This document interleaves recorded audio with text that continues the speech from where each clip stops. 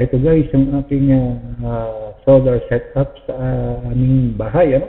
So, dito, tuturo ko sa inyo kung paano natin kukwentahin yung mga wires na gagamitin natin para sa ating mga solar setup. So, meron lang ako doon 60 watts na panel, 10 watts na ACC, lead acid battery, meron lamang ako doon 12 volts na 25 ampere hour.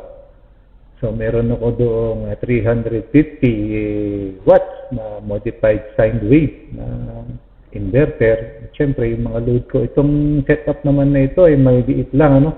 Ginagamit ko sa aming bahay. So, pang charge lang. So, kaya subaybayan nyo at para matutunan ninyo yung setup kung paano tayo compute ng mga wires. So, simple lamang, may kinocompute lang tayo mga VDI, voltage drop index, tapos meron lang mga tables, simple lang, tapos yung mga basic formula natin na mga power, ganun. Ito, so, simulan na natin. So, pag-compute ng wire natin, mula dito sa ating solar panel hanggang doon sa ating solar charge controller. So, ang formula na ginagamit natin, yung VDI is equal to ampere times the length ng wire ng gagamitin natin. So, in feet yan. System voltage times the percentage of voltage drop. Wherein yung VDI natin, yung voltage drop index. So, yan yung reference natin para pag sa wire sizing. Yung ampere, of course, yung current natin, yan yung amount ng current na dadaan dun sa ating system. So, system voltage, yan yung amount ng voltahe na dadaan dun sa system natin, ano? At yung ating percent voltage drop, usually nag-range yan from 2 to 4% o yung iba ay 2 to 5% pa nga by the book. So, ang karaniwang ginagamit natin dyan, so, the smaller, so, much better, kaya ang common na ginagamit ay 2, kaya ako din, ang ginagamit ko din dyan ay 2.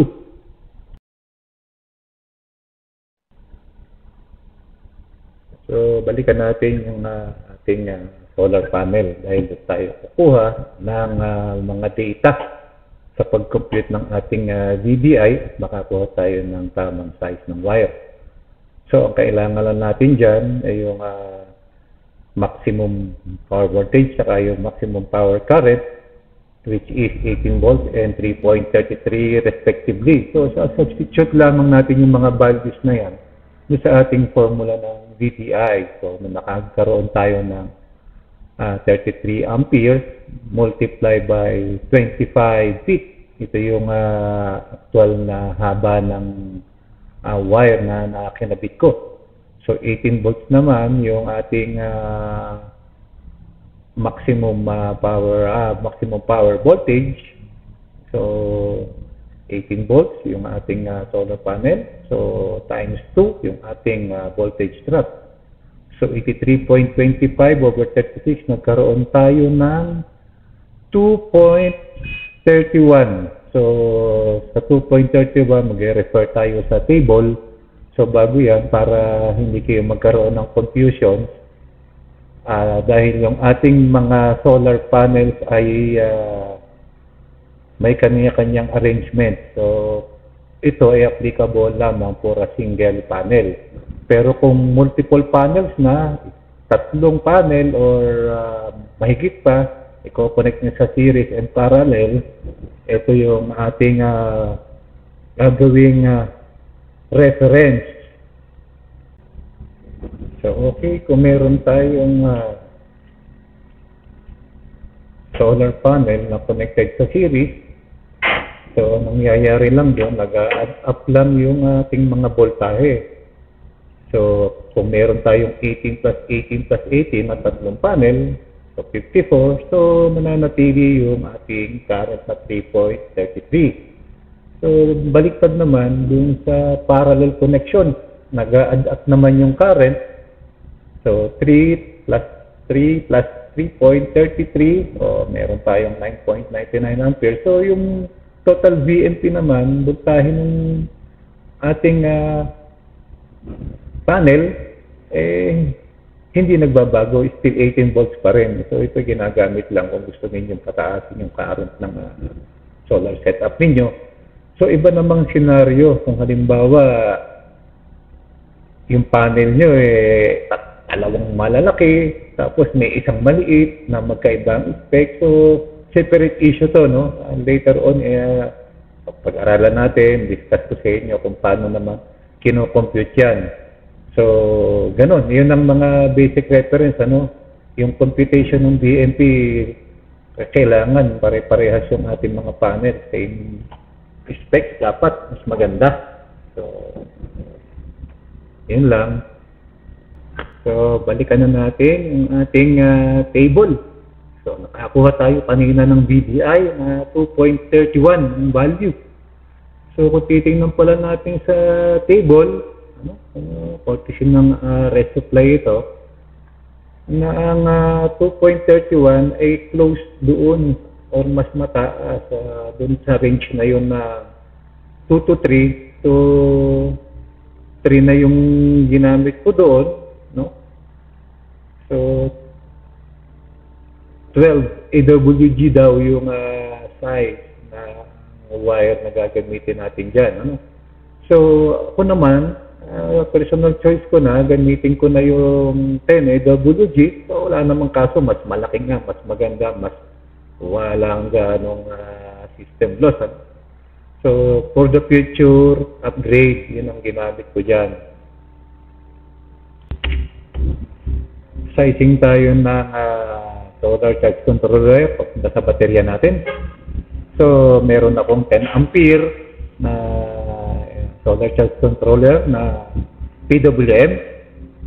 So, consider din natin sa volts na isa-substitute natin kung lead acid ba yan or lithium. So, 12 volts ang gagamitin mo sa voltage system mo kung ikaw ay gumagamit ng lead acid. I-substitute mo naman yung 12.8 volts para sa system voltage kung ikaw naman ay gumagamit ng lithium. Ano?